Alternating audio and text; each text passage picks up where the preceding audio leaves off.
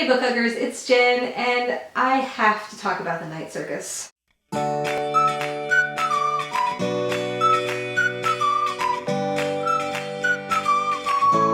Yeah, I just finished the Night Circus, and I know that this is not a new book. This book has been out since 2011. Yet another not new book that I'm reviewing. However, everyone's been talking about it lately on BookTube, and I fully blame Hannah from A Clockwork Reader for my reading this book right now. I listened to her talk about it, and I put in the comments, I am starting this tonight because I'd had it for a long time but I hadn't read it. First of all, the cover is beautiful. The cover is beautiful. I love it so much. And look at the side, and it's like stripy at the top. Anyway, I love it. Night Circus, it's by Erin Morgenstern. It is 516 pages. It is fantastic. I'm gonna cut to the chase. I loved this book. I have basically been hugging this book since I finished it days ago. It's been very hard to work and, function as a human being. Okay, sometimes it's hard to talk about books in a rational way when you love them so much. I am going to now describe this book to you. Yeah. The summary of this book is that it is about a circus that shows up at night. It shows up out of nowhere. It's just there. It stays there for sometimes days, sometimes weeks, and then it's gone, like it was never there.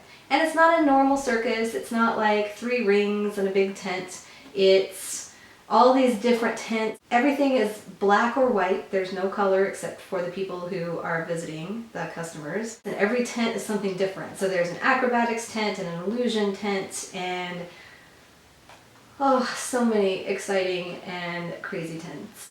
The circus came about because 2 magicians have had this long-standing feud about how to train new magicians. And one of them is named Prospero, the other one is Alexander. When Prospero has a daughter that turns up that he didn't know he had, she's 6 years old, and he can tell that she already has the gift because they do real magic, like magic, and not necessarily illusions or, magic like you would see in a magician show in our world. Anyway, they actually can do magic, and he can tell his daughter has the gift, and so he thinks that this is the one student that he's going to have that will beat Alexander's student. She's a shoo-in, she's the real thing, and she's going to win. And so he takes his 6-year-old daughter to meet Alexander, and she is bound to this magic competition.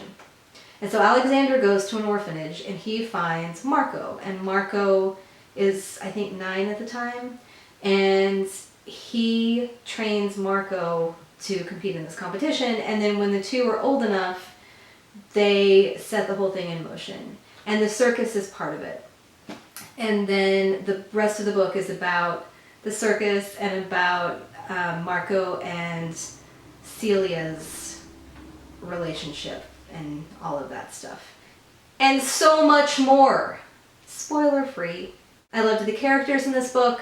I loved the description in this book. Erin Morgenstern. Erin Morgenstern, you are now... I can't speak words. I can't speak words or sentences or make sense when it comes to this book. I was drawn in from the first few pages with the description.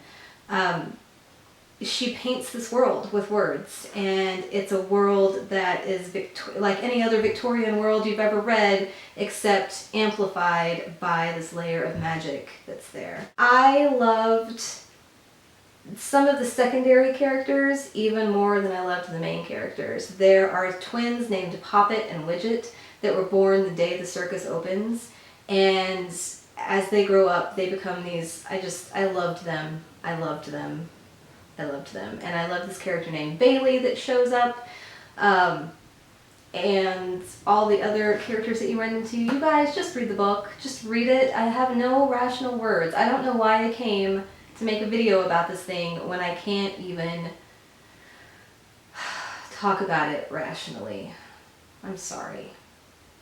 I'm sorry. So I want to tell you, when I went to Goodreads to give it a 5-star rating, which is the first 5-star rating I've given a book in a really long time, I thought it was really interesting because most of the time when I go in to log books on Goodreads, most of my friends haven't read the books that I've read. It's just, I read a lot of books. Anyway, I logged this one in Goodreads, and almost all of my friends had read this book, which I thought was really interesting.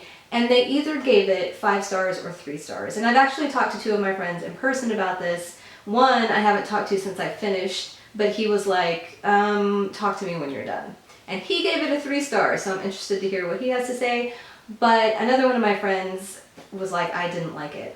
And so when I talked to her about it after I finished it, I said, I loved it, I gave it 5 stars, but here's why I think you didn't like it. If you came to this book looking for a plot, like a lot of plots and a lot of action, I can see where you wouldn't like it. And she just looked at me and said, yeah, that's why I didn't like it. Because seriously, this doesn't have a ton of plot. There's not a huge amount of things that happen. I mean, things happen. Obviously it has a plot. It's a book. It was published. Anyway, it has a plot, but it's not super fast paced. And sometimes I go into books, because I think I complained in my last review video that that book didn't move fast enough. Sometimes you go into a book with assumptions. And I didn't really go into this book with any assumptions, but from the first few pages, I realized it was going to be one of those books that you sink into. Like you just fall into, and you don't want it to go fast because it's such a beautiful place that you're in that you want it to last for a long time. And I mean, it wasn't a slow read. It only took me 3 or 4 days to read it, but there's just not a lot of like action pulling you along. It's very heavy on characterization. It's very heavy on description. And so I can see where people who were led to believe that this was going to be a grown-up Harry Potter. First of all, I have heard it described like that, and it is not. Please don't go into this book thinking it's a grown-up Harry Potter. It is not. And even though there is a competition involved, it's a competition that takes place over many, many, many years. So it's just one of those books that you want to sit in your reading place, in your reading nook, with your cozy candle and your cup of whatever you drink, and you want to read it and read it and read it. If you're in the mood for a book that you can sink all the way into, that you can get lost in the description, and a book where you can meet amazing people, this is the book for you. If you're looking for a book that just cruises right along and there's lots of action and this is not your book. Don't read it right now. Read it some other time when you want to be cozy. And I can't stop hugging it. I can't, and I can't say any more words about it. I'm not even making sense now. So that is my completely ridiculous review for The Night Circus. Just read it. Read it. Read it in the winter time when you want to wrap up in a blanket and read a book for a really long time. Just do it. Just read it. I love it. Thank you, Hannah, for finally being the person to push me in the direction of reading this book that's been sitting on my shelf for like 2 years, just hanging out. Anyway, I'm sorry that this was ridiculous. I do make more sense in other videos, I hope. Anyway, take a look. And if you don't want to listen to me talk, since I just babbled for God, I don't even know how long, I am on Instagram, and I'm on Tumblr, and I'm on Twitter, and I have all of that linked down below, so visit me there. And I'll see you guys next time. Bye. We're going to talk about The Night Circus.